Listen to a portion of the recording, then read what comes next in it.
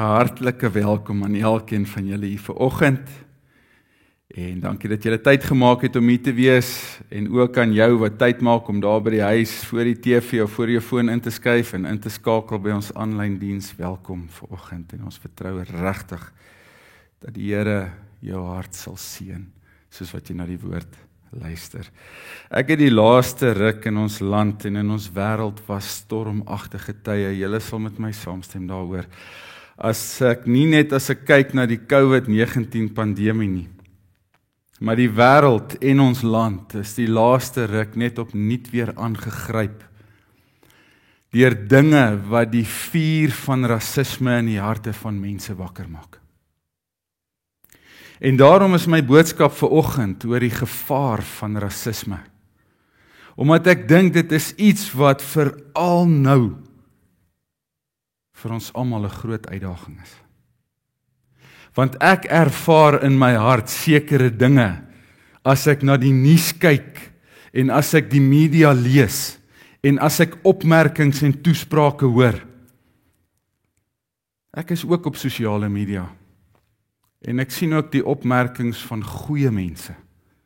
Wat ek kan sien as ek dit lees, dan sien ek hierdie hart sukkel. En daarom glo ek vanoggend dat hierdie 'n woord is vir 'n tyd soos hierdie. En mag die waarheid van die woord opnuut vir ons vryheid bring. Want dis wanneer ons die waarheid ken, dat die waarheid ons sal vrymaak, sê die woord. En kom ons kyk, wat sê die woord oor die onderwerp. Ek het vinnig net so 'n bietjie gaan kyk.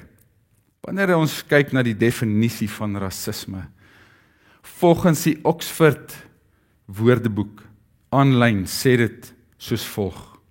Dit is die vooroordeel, die diskriminasie of antagonisme teen iemand van 'n ander ras, gebaseer op die oortuiging dat jou eie ras beter is as die van 'n ander. Nou daai 3 woorde daar, vooroordeel, diskriminasie, antagonisme.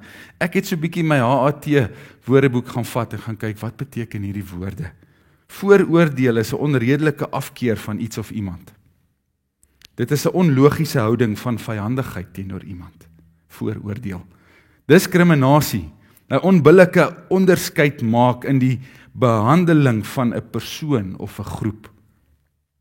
Antagonisme is die teenwerking of die bestryding van iets, 'n persoon of 'n groep.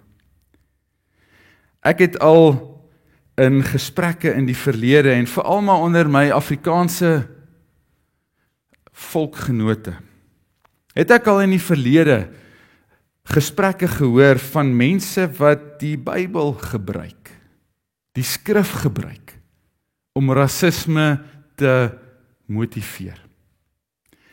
En miskien vir julle ook al. En daarom het ek gedink, kom ons kyk na die woord vanoggend, kom ons kyk na die Bybel. En ons vra die vraag, promoveer die Bybel rasisme? Ja of nee? Is God 'n rassistiese God? Ja of nee? Een van die hoofredes wat aangevoer word, is dat mense kyk na die Ou Testament en sê dat God het vir Israel gekies en nie die ander volke van die wêreld nie. God het Israel gekies en hy het verder gegaan en hy het vir Israel gesê om nie te meng met die ander nasies, met die ander volke nie. Om nie hulle seuns en hulle dogters te gee om te trou met die ander nasies en met die ander volke nie. En dat dit word 'n motivering vir rasisme. Ek wonder vanoggend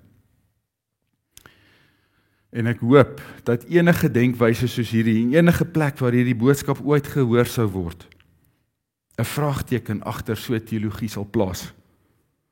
En dat mense kan ontdek dat die bril waarmee hulle die Ou Testament lees, is dalk die verkeerde bril. En buiten vir die Ou Testament. Ons kan nie net die Ou Testament lees en vir onsself 'n teologie maak nie. Want ons almal weet daar was 'n Nuwe Testament ook. En dit is nodig om na alles te kyk. En wanneer iemand kom met 'n redenasie en wil kom beredeneer en kom gesels en wil kom oortuig oor 'n sekere saak, dan wil ek sê, bring jou hele Bybel. Moenie net 'n vers of 2 bring nie. Kom ons kyk wat sê die hele Bybel oor die saak. Hoekom het God vir Israel uitverkies? Kom ons kyk waar dit begin het. Dit het begin by Abraham wat vir God gekies het. Abraham het vir God gekies. En daarom het God gesê, jou nageslag sal ek seën. Met jou en met jou nageslag sal ek 'n pad stap. En die belofte wat God aan Abraham gemaak het, het hy bevestig in sy seun Isak en in Isak se seun Jakob. En hulle nageslag het 'n groot nasie geraak, net soos wat God beloof het. Want Abraham het God gekies. En daarom het God gesê, jou nageslag sal geseënd wees. God se hart was om met hierdie nageslag van Abraham 'n pad te stap, sodat die nasies van die wêreld sal sien dat daar 'n God in die hemel is. Sodat die guns en die seën wat deur hierdie nasie kom, vir die wêreld 'n lig sal wees. En dat die wêreld sal kies om saam met hulle 'n pad te stap, dat die wêreld en al die ander nasies sal kies om ook te draai na die God van Abraham, Isak en Jakob. En nie net bloot dat God kies hulle en hy draai sy rug op die res nie. Ongelukkig was Israel nie altyd suksesvol daarin. Om die wonderlike God wat sit op die troon, om 'n goeie verteenwoordiger vir die wêreld te wees nie. En ongelukkig het hulle handel en wandel ook gemaak dat ander nasies eintlik maar hulle harte verhard het teen God, omdat Israel nie altyd saam met God gewandel het nie. Sedert voor die skepping van die wêreld, daar skrifte in die Bybel wat dit vir ons sê, is dat die seun van God was op die hart van die Vader, voor die grondlegging van die wêreld. En dat God geweet het dat ernstiger in die toekoms gaan sy seun, die skat van die hemel, gaan die hemel verlaat om na hierdie aarde toe te kom, en dat God het vir homself 'n nageslag, 'n bloedlyn voorberei deur die eeue heen. As ons die geslagsregister van Jesus Christus gaan lees, dan sal ons sien, dit noem name van mense, van mans en vrouens, wat deur die geslagte heen 'n pad saam met God gewandel het, en dat daai 'n rooi lyn is, wat deur die geslagte heen getrek is, tot die dag wat Jesus Christus gebore is. En God het vir hom mense gekies wat hom gekies het. En gesê, met julle sal ek 'n pad stap. En deur 'n sekere bloedlyn is sy seun gebore. En ons almal weet dat sy seun die verlosser van die wêreld geword het. Dit is hoekom God vir Israel uitverkies het.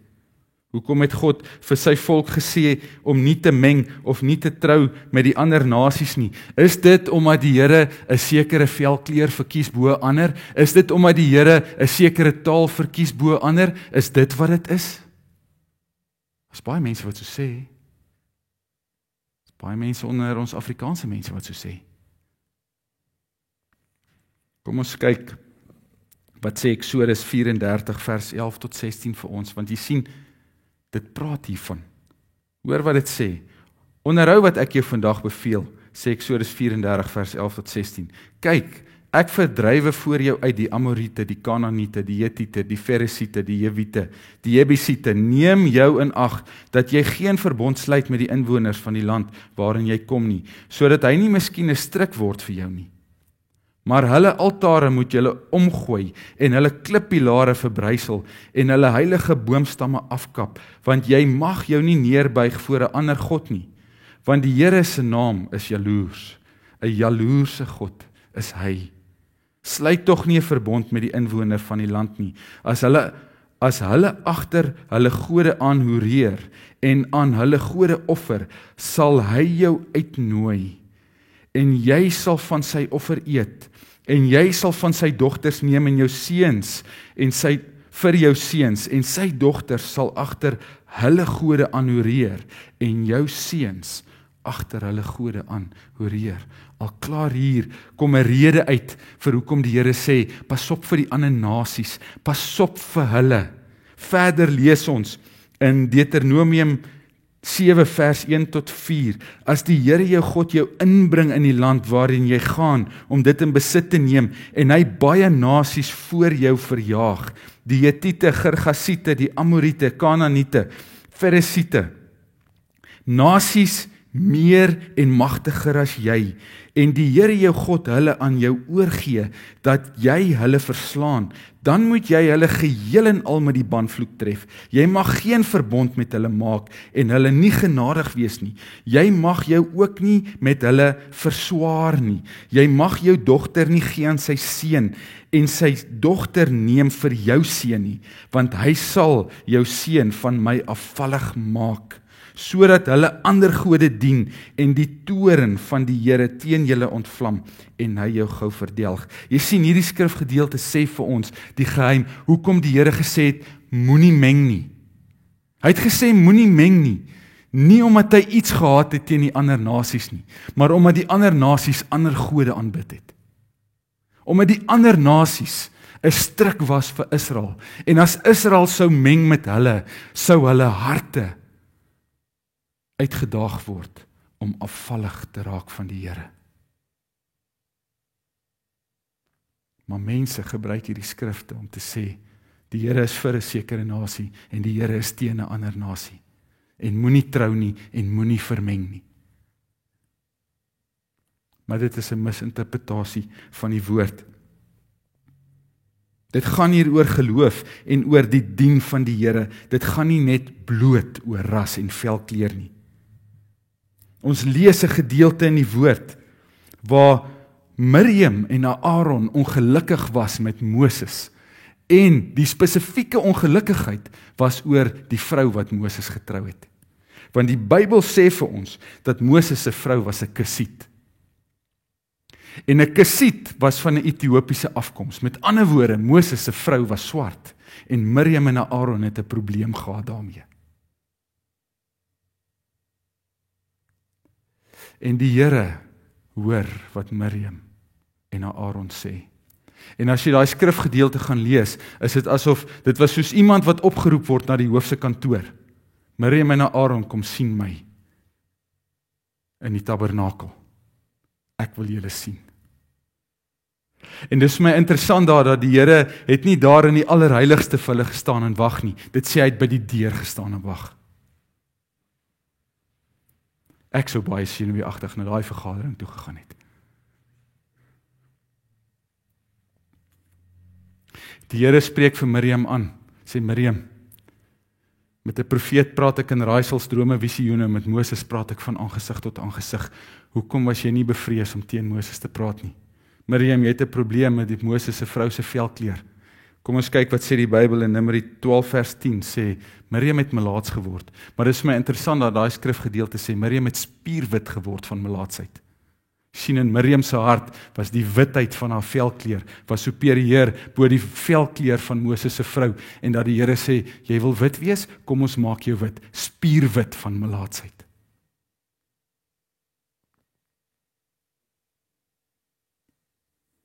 Dis geloof en nie velkleur nie, waar die vermenging belet word. Wat het geword van die ander nasies voordat Jesus gebore is? Is hulle net aan hulle eie lot oorgelaat? Is die ander nasies oorgelaat om net na die verderf te gaan? Is die ander nasies oorgelaat dat God het hulle rug, hy het sy rug gedraai op die ander nasies, hy het met Israel 'n pad gestap, en die ander nasies het geen keuse gehad in die feit dat die verderf dalk hulle einde was nie. Sien, dit was nooit God se plan nie. God se plan was dat Israel 'n lig sal wees vir die nasies, wat sal maak dat die nasies na God toe draai. Ons lees in Eksodus 12 vers 43 tot 49, lees ons hier ietsie wat vir ons vertel dat Israel was die weg vir die ander nasies om deel te raak. En hierdie spesifieke gedeelte praat van die Pasga wat ingestel is.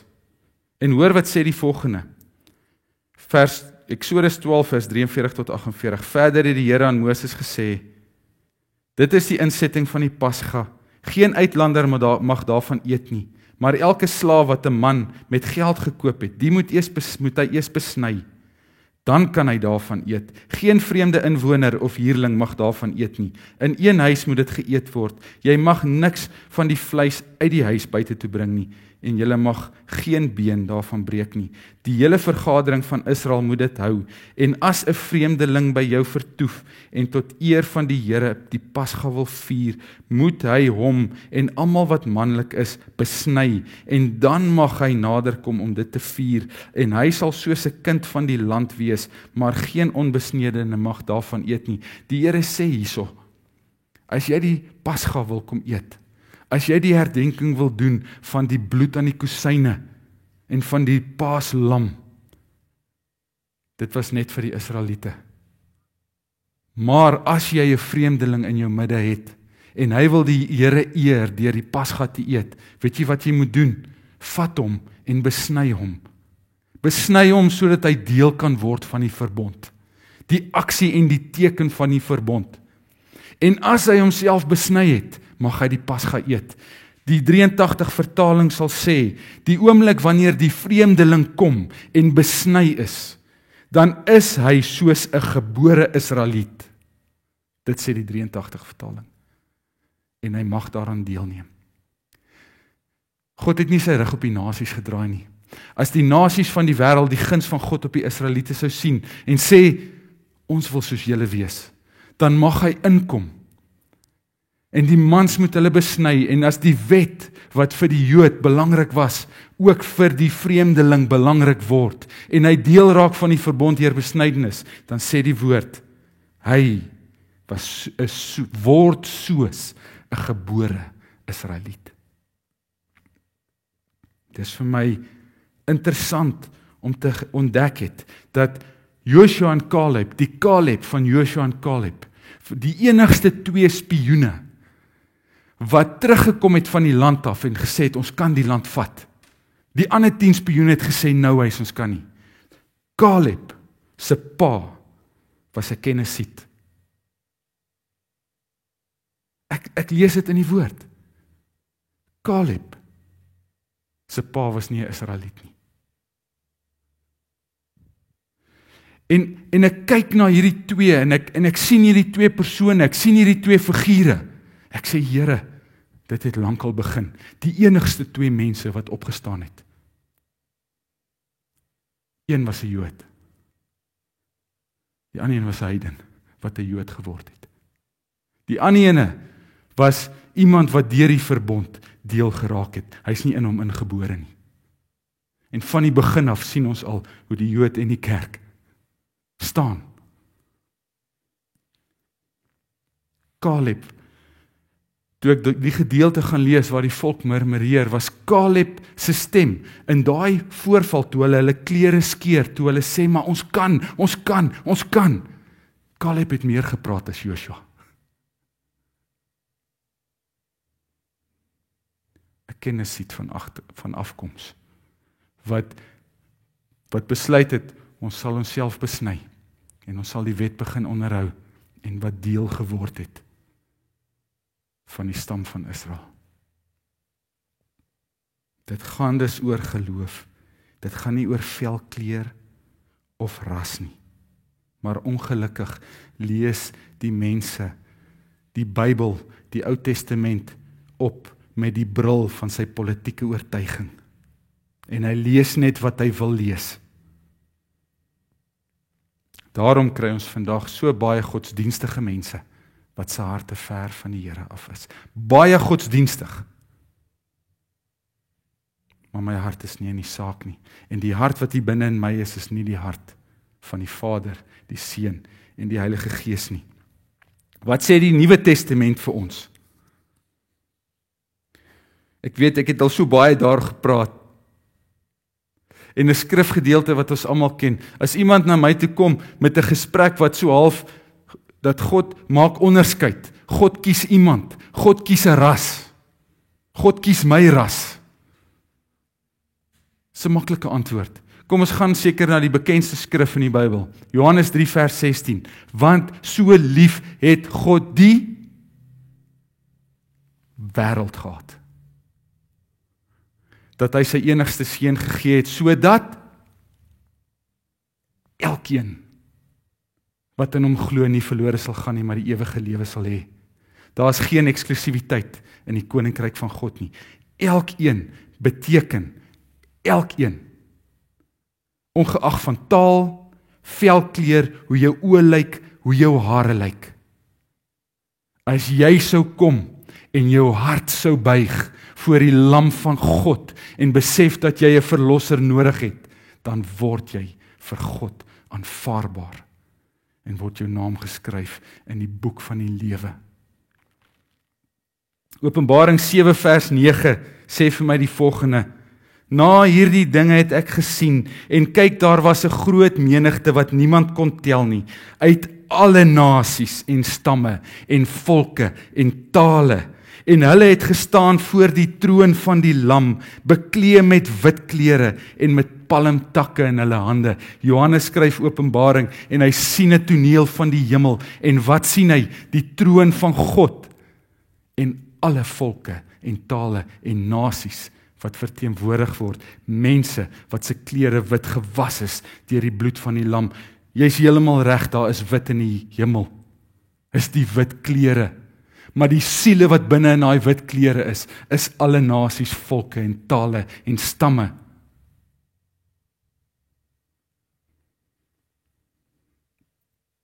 Ek het al gedink om vir iemand te sê, wat vir my sê dat die hemel gaan 'n wit hemel wees.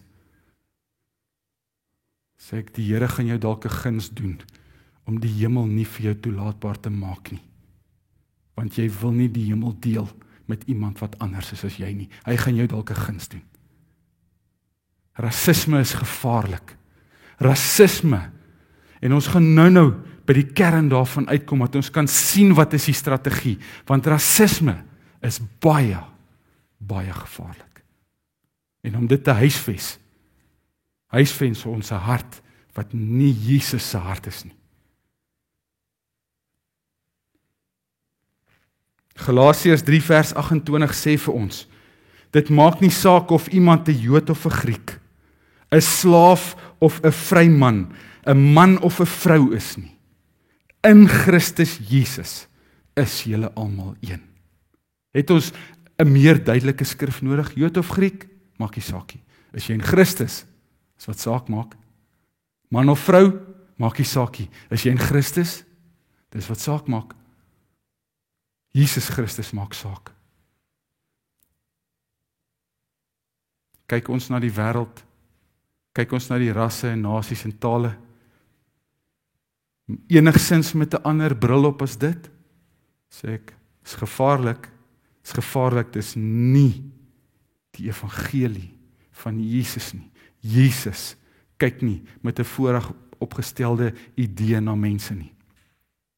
Die wat hom kies, is die wat hy kies. Maak nie saak hoe jy lyk nie. Maak nie saak hoe jy praat nie.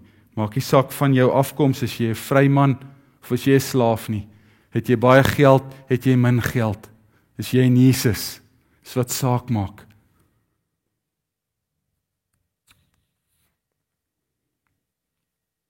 Ek is nie rassisties nie. Ek hou net nie van hulle nie. Het jy dit al gehoor? Het jy dit al gehoor? Het jy dit dalk al gesê? Het jy dit dalk al gesê? Kom ons kyk na die gevaar hiervan.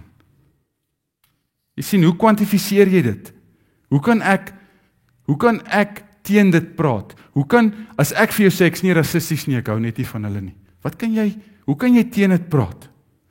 Jy sien, die ding is net, ek kan sê, ek is nie rassisties nie. En jy kan sê, jy is nie rassisties nie. Maar wat sê die Here?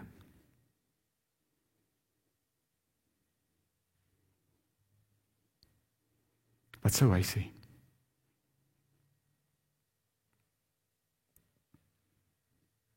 Die Bybel sê vir my, bedrieglik is die hart bo alle dinge.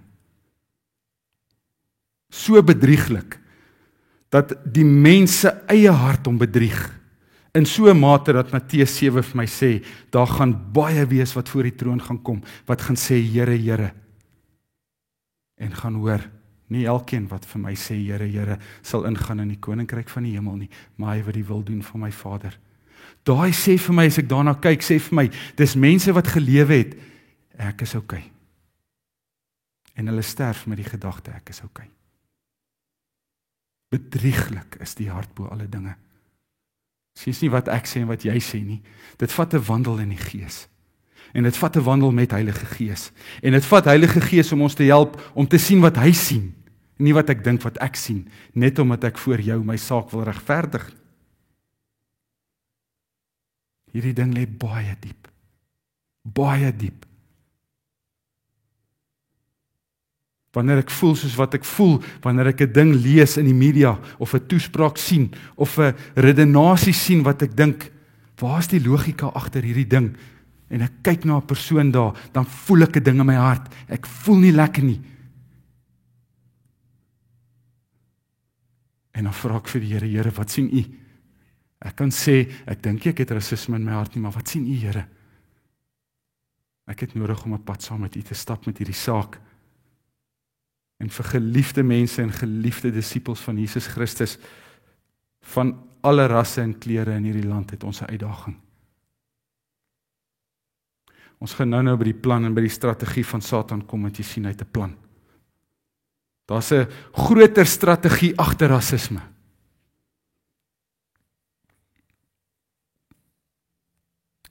Ek hou net nie van hulle nie. Wanneer raak ek hou net nie van hulle nie? Wat is die grense wanneer ek hou nie van 'n persoon nie, oorgang in 'n ongesonde ek hou nie van nie?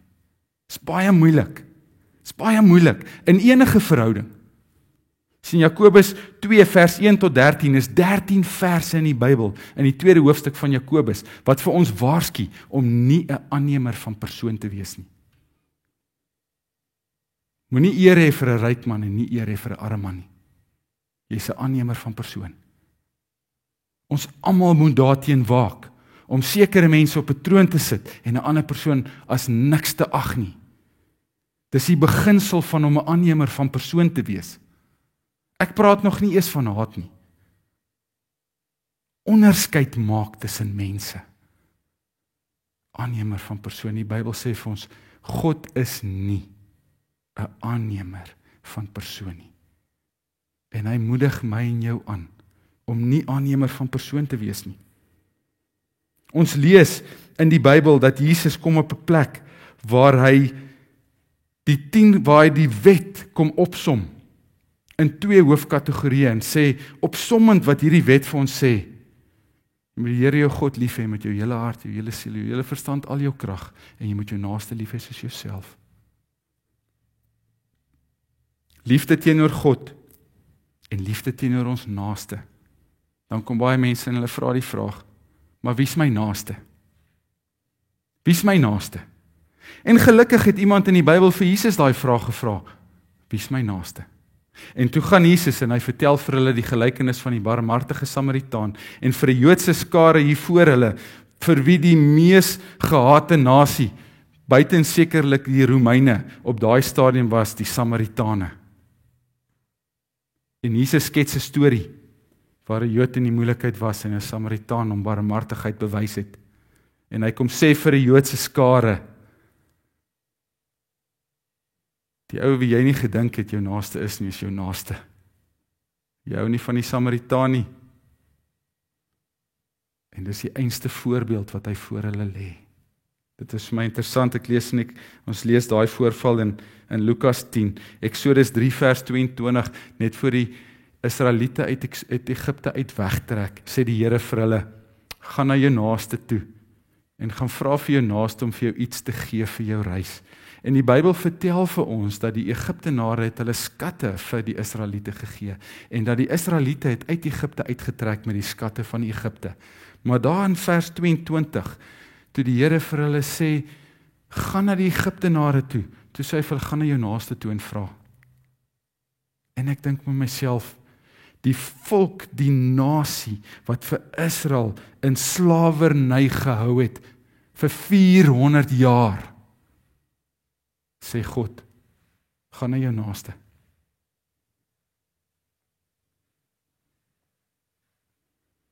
Het die Here dalk 'n ander uitkyk oor wie my naaste is as wat ek het?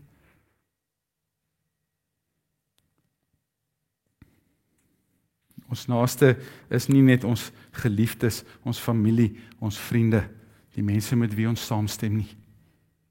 Matteus 5 vers 43 tot 45 sê, julle het gehoor dat daar gesê is, jou naaste moet jy lief hê en jou vyand moet jy haat. Maar ek sê vir julle moet julle vyande lief hê en julle moet bid vir die wat julle vervolg, sodat julle kinders kan wees van julle Vader wat in die hemel is. In die laaste ruk, kom ons praat net van die laaste paar maande. Sien ek 'n YouTube video, ek sien 'n media verslag, ek lees 'n ding oor iemand wat in my hart hierdie twyfel, hierdie gevoel vorendag bring. Dan vra ek myself die vraag af, politieke leiers wat agter dit staan, misdadigers wat agter dit staan, kriminele wat iemand wreedaardig vermoor het, is hulle my naaste of is hulle my vyand? So ek dink hier is nodig, ons kan nie, as ek sê naaste of vyand, hier's nie iets hier tussenin nie. Dis die opsies. Is hy my naaste? Is hy my vyand? Is die politieke leier wat goed kwyt raak, wat ek nie van hou nie, is hy my naaste of is hy my vyand? Die ou wat teen my spreek, die ou wat teen my taal spreek, die ou wat teen my kultuur spreek, is hy my naaste of is hy my vyand? Die Bybel het 'n oplossing vir al twee. Die pad van disippelskap is 'n pad van volle oorgawe aan Jesus Christus. Is 'n pad van afhanklikheid van die Heilige Gees. En die oomblik wanneer ons dink ons kan hom in die vlees oorwin, gaan ons op ons gesig val. Daar's geen oorwinning in die vlees nie. Dit vat 'n diep intense wandel in die Gees. As hy my naaste is, vra Jesus vir my, sal jy hom lief hê soos jouself? As hy my vyand is, sê Matteus 5 vers 43, wees lief vir jou vyand en bid vir die wat hom vervolg. Sien, ons het nie 'n ander uitweg nie. Bid vir die wat jou vervolg. Bid vir hulle. Wees lief vir hom. Enige ander optrede is 'n optrede uit ons vlees uit. Staan ek hierso en ek sê vir jou, ek is suksesvol daarin? Is ek nie die einste een wat baie keer op my aangesig val nie? Sê, Here, ek het misluk. Maar die een ding raak ek meer bewus, ek raak bewus van elke liewe keer wanneer die gevoel wat hier inkom is teenstrydig met 'n beginsel van God se woord, sodat ek bewus kan wees, sodat ek hom kan veg op 'n sekere manier. En dit is waar vanoggend gaan. Die weg van disippelskap is die weg van die sterf van ons eie vlees, sodat ons meer lewendig kan wees vir hom. Ons gaan nie dit in ons eie vleeslikheid aanpak nie. Hier is die kern van die boodskap in vandag se politieke landskap. Dit was chaos in Amerika. Ons almal weet dit die laaste ruk. Ons bring dit bietjie nader huis toe. Dit het regtig nie goed gegaan nie. Om die minste te sê, die laaste paar maande ook hier by die huis. Soveel meer van blaatante rasisme het opgestaan. Soveel meer ongeregtigheid het opgestaan. Soveel meer opinies van mense wat jy kan sien, hierdie leierskapfigure se motiewe is nie rekonsiliasie nie. Is nie die weg van die woord nie. Is teen my.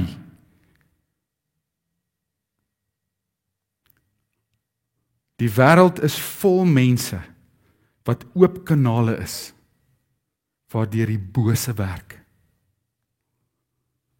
Die strategie van Satan is om rasisme lewendig te hou in diegene wie se harte reeds ver van God is.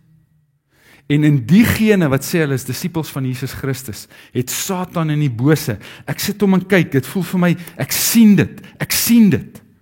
Sy strategie is om my en jou se hart te kry op die plek van rasisme. Ek dink daar's vergaderings in die raadsale van duister plekke wat sê kom ons gebruik rasisme, want rasisme verwyder mense se harte van God af. En as ons die saad van rasisme kan plant, as ons die saad van onderskeid van persoon kan plant, as ons mense kan kry om te dink, hulle is beter as ander mense, sekere rasse is beter as ander rasse, sekere tale is verhewe bo ander tale, sekere mense het die vermoë en ander het nie die vermoë nie, dan is mense besig om hulle self te verwyder van God af. Deurdat hulle dit gaan huisves. Ons moet waak, dat die saad wat geplant wil word, dat ons nie om water gee nie, dat ons hom doodtrap, dat ons hom uithaal. Want as hy water gaan kry, en weet jy wat gee hom water? Nog 'n nuusberig, nog 'n video, nog 'n voorval, nog 'n winkelkompleks en 'n sinnelose advertensie, nog misdaad, nog korrupsie, nog in die harte van die Afrikaanse mense, nog anti-Afrikaans. Dit plant rasisme in ons harte. En dit word water gegee deur dit wat ons kyk. Want ons sien die ongeregtigheid. En daar's nie fout mee om die ongeregtigheid raak te sien en nie daarmee saam te stem nie. Ek vra wat doen dit in ons hart? En wat huisves ons?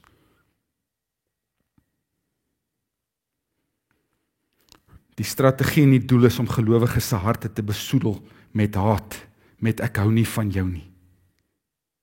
En sodat ons aannemers van persone raak.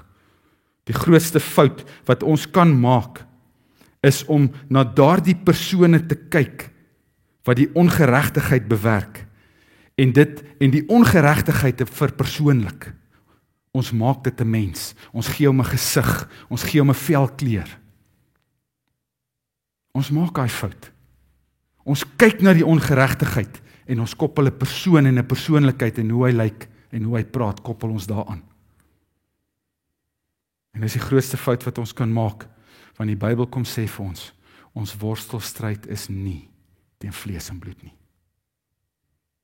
En ons gelowiges maak die fout om ons stryd teen vlees en bloed te maak. Ons maak ons stryd teen vlees en bloed. Wat moet ons dan doen met daai mense? Wat moet ons doen met daai voorvalle? Wat moet ons doen met daai ongeregtigheid, sê die Bybel vir ons? Jesus vra vir ons, sal jy bid vir die mens? Maar sal jy bid teen die gees wat deur hom werk? Dis wat ons moet doen. Moenie bid teen die mens nie. Bid teen die gees wat deur hom werk. Daar is 'n geestelike mag wat werk. Daar is 'n geestelike regime wat 'n vesting van rasisme vestig. Suid-Afrika het deur die geslagte heen, rasisme is so sterk gevestig en hy's gewortel in duisternis. En daar's mense wat rolspelers is op hierdie aarde. En ons maak 'n fout om die mens te beveg. Die Bybel vra vir ons, sal jy bid vir die mens? Sal jy bid teen die gees? Dis waar ons wapens moet optel. Om gesamentlik 'n mag en 'n weermag te word, wat bid teen die vestings van rasisme, en te begin bid dat die hart van die mens kan verander. Sien, dit is 'n geesliefde wat ons nodig het, want ek weet, ek het die gees se liefde nodig, om sekere persoonlikhede in ons land lief te hê. Ek weet, ek kan dit nie uit my eie uit doen nie. Waak en bid teen rasisme in jou eie hart. Ek is ook lus om 'n tweet uit te stuur en te sê veg. Veg. Maar veg met die regte wapens. En veg in die gees. En veg in gebed. Moenie veg teen 'n mens nie. Moenie veg teen 'n taal nie. Moenie veg teen 'n velkleur nie. Veg teen die gees. Weerstaan en bestraf die gees van rasisme in jouself. Sê ek kom in opstand. Vader, in die naam van Jesus kom ek in opstand teen die gees van rasisme, wat rasisme in my hart wil plant. Ek weerstaan jou in Jesus se naam. Ons elkeen het nodig om daagliks te waak teen daai ding. Waak en bid dat die voorvalle wat gebeur daar buite nie die saad van rasisme in jou hart plant nie. En as jy agterkom daar's 'n saad, wil ek vir jou sê, trek hom uit, trek daai wortel uit, kap daai boom af. Die kern van rasisme is teen die kern van die evangelie. Die kern van die evangelie is liefde. Dis God se hart. En ons het hom nodig om lief te hê met sy liefde. As ek ver van God af wandel, as ek nie 'n wandel met God het nie, gaan ek sê, hou maar op probeer. Kom ons hou op probeer, kom ons haat maar net. Sonder die bemagtiging van Heilige Gees in ons binneste, sonder dat ek 'n intense verhouding pad stap met Heilige Gees, dis hy wat my help om die wat in my oë nie liefgehê kan word nie, te kan lief hê met 'n liefde wat sy liefde is. Ons is afhanklik van hom. Bid vir die ander persone, bid vir die misdadigers, bid vir die politieke leiers, bid vir die ouens wat die vuur van rasisme aanblaas. Bid vir hulle, dat die kennis van die waarheid sal kom. Is een van die grootste oorwinnings ook vir ons, om liefde te kan bewys, is om te sê, weet jy, ek bid vir jou, ek hou nie van jou nie. Ek hou nie van jou nie, maar ek gaan kies om vir jou te bid. Ek gaan kies om vir jou te bid. Want ek weet my worstelstryds nie teen vlees en bloed nie.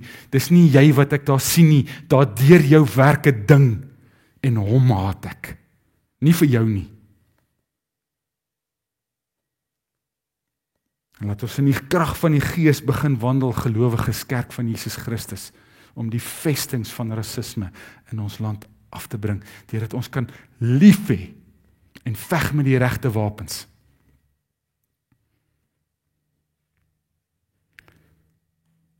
Kom ons hou op om net 'n bewusmaking veldtog op sosiale media te hê, sonder om te veg in gebed. Ek wil sê, as jy nie kan veg in gebed nie, moenie post op social media nie. Jy gaan nêrens kom nie. Dalk bewusmaking, maar weet jy wat? Bewusmaking gaan nie die vesting van rasisme in hierdie land van ons verbreek nie. Gebed gaan.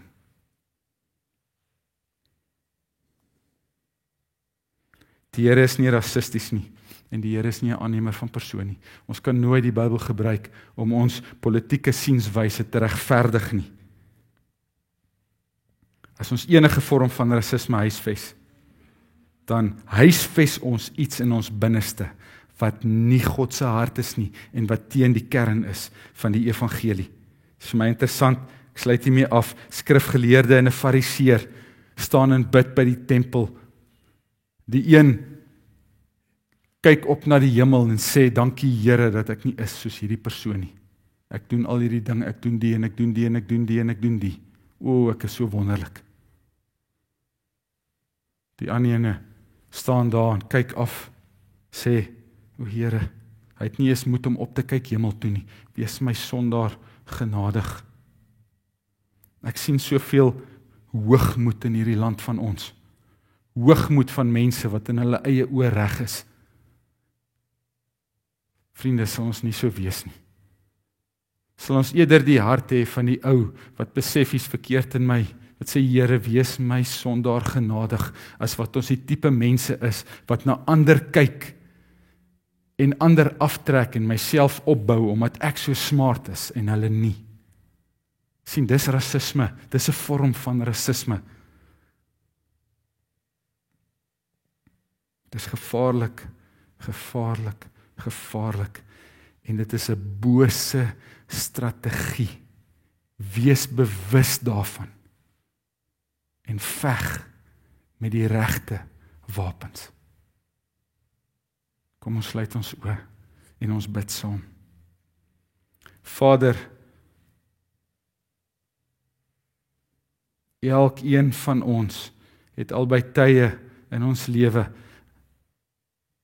dalk in die laaste paar maande, rasisme kom huisves in ons harte. Ons kom staan voor U en ons weet, ek besef opnuut ook vanoggend, soos wat hierdie woord my hart sny, Here, dat ek nodig het om na U toe te draai en te sê, Here, vergewe vir my vir die oomblikke wat daar 'n situasie ontstaan het, wat in my hart myself opgehef het en iemand anders ek afgetrek het om te dink ek is beter. Vergewe vir my, Here, vir elke vorm van nie van hou nie, van afguns, dalk moontlik selfs iets wat grens aan haat, wat in my hart opgekom het. Vader, ek wil vir U vra, help vir my om meer en meer bewus te wees daarvan, om wakker te wees, om te waak en te bid in die alledaagse situasies van ons samelewing, waar goeters gebeur, en deur dit wat ek hoor en lees, dit die vuur van rasisme in my lewe wil aanblaas, dat ek bewus kan raak daarteen, Here, en dat ek kan waak en kan bid, dat ek kan standpunt inneem, en in die naam van Jesus, myself aan U kan onderwerp, sodat ek die vyand kan sien vlug. Dankie vir die waarheid van die woord wat vir ons sê, daar's geen eksklusiwiteit in U oë en in U koninkryk nie. En mag ons mense wees, kinders wees, disippels wees, wat nie eksklusiwiteit in ons harte sal huisves nie. Kinders wees, wat sal opstaan en met die regte wapen sal veg, om in gebed in te tree, sodat deur ons gebed, die magte van duisternis se houvas verbreek kan word.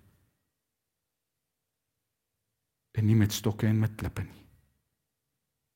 Ek bid dit en ek sê dankie daarvoor dat U ons kom help en dat ons in afhanklikheid voor U kan staan. So slaan ons oop na die berge.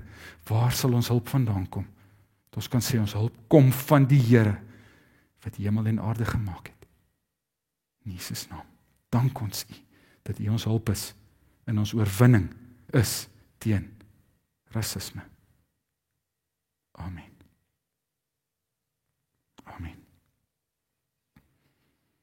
Ons wil julle aanmoedig en sê, ons gaan ook nagmaal gebruik.